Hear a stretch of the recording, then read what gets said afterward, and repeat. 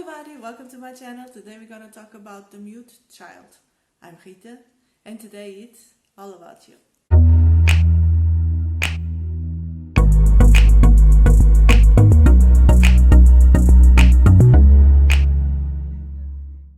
There are several reasons, particularly for toddlers, not to talk.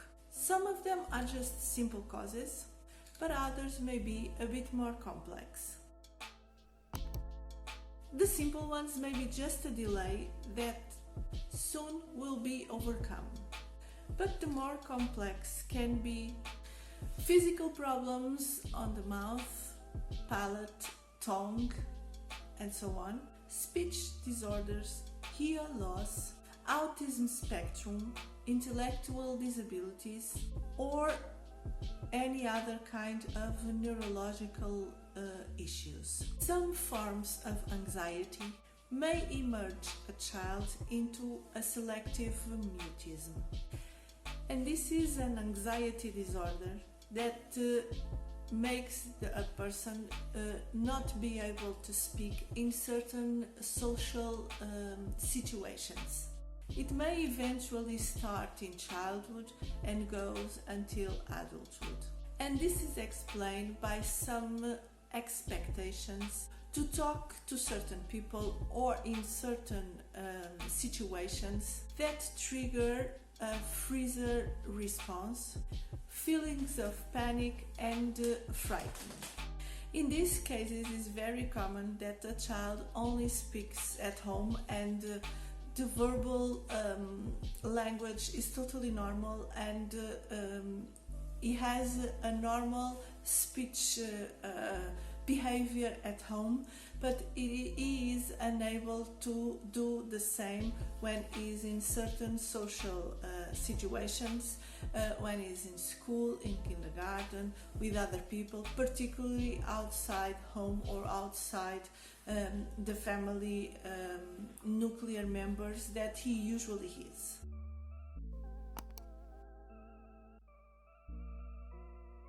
When a child is shy, it can happen that she's not able to really, in a voluntary way, speaks out in class. But if she really needs, if it's something that she really needs to say, she will do it. And this is the big difference between these two situations.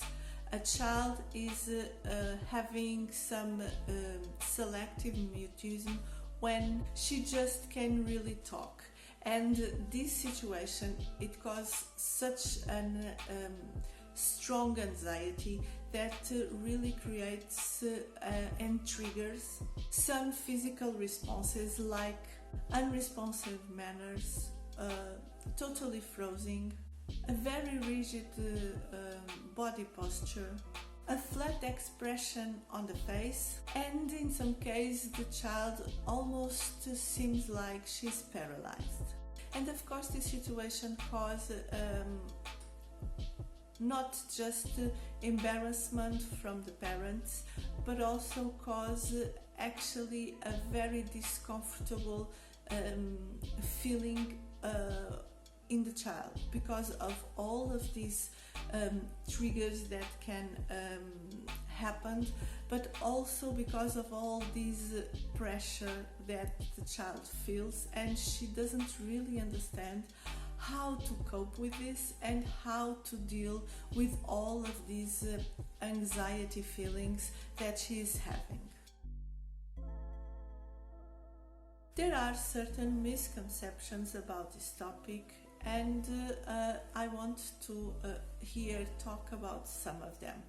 A child with selective mutism, it doesn't mean that this child has been traumatized or has suffered some kind of traumatic experience.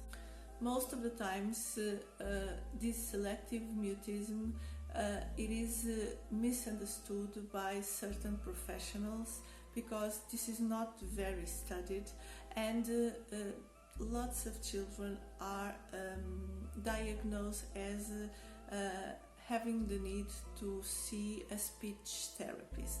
but for a selective mutism, this is not really the case.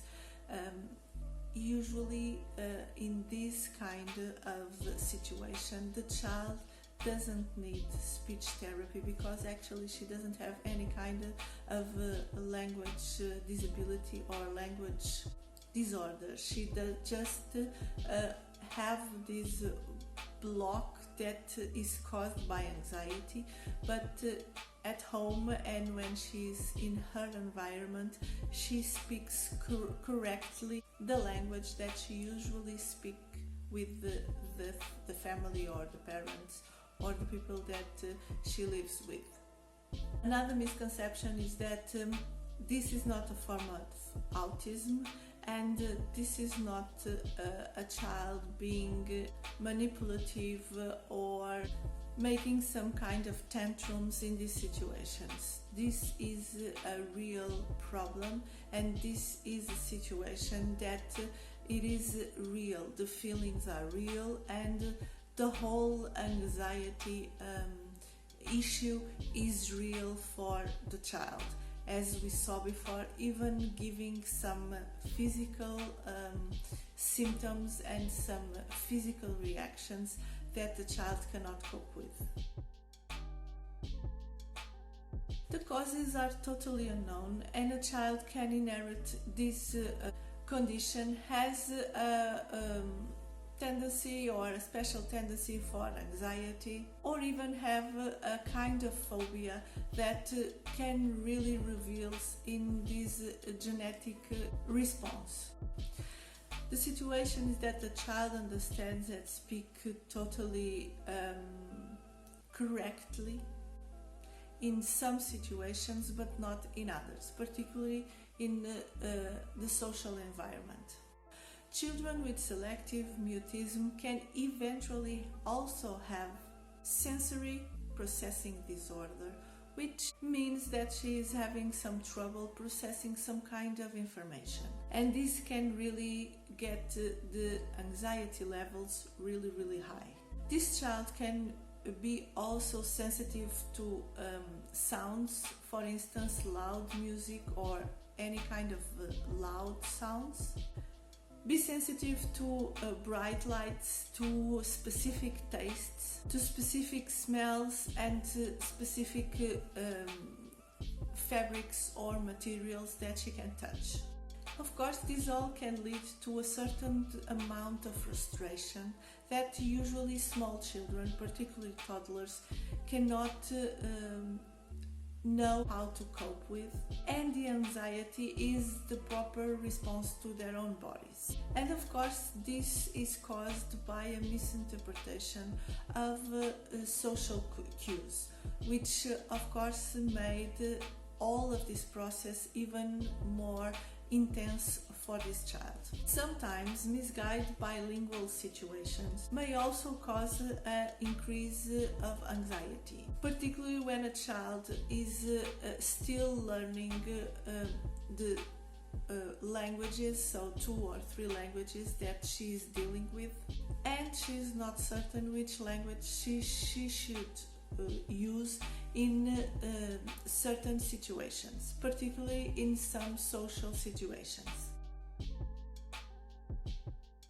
In a very unintentional way, sometimes parents may eventually lead their children to this silent behavior, particularly when it is unfamiliar situations, by responding from their child or instead of them.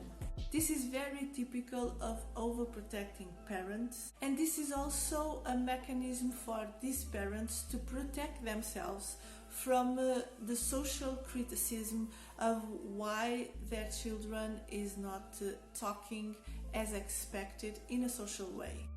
Of course, in these situations, the children easily adapt the model that they don't have to talk, they don't have to answer, because they know that their parents will talk for themselves, will answer for themselves. And of course, parents do this also to protect their children from this social anxiety and from this social stress.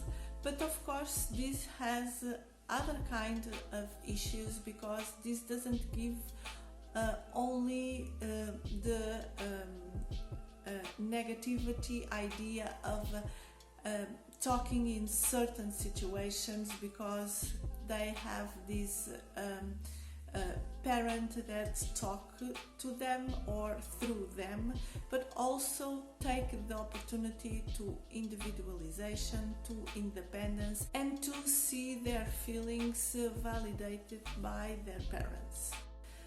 Other times, overprotecting parents, they think that they know exactly what the child or the children are thinking or needing or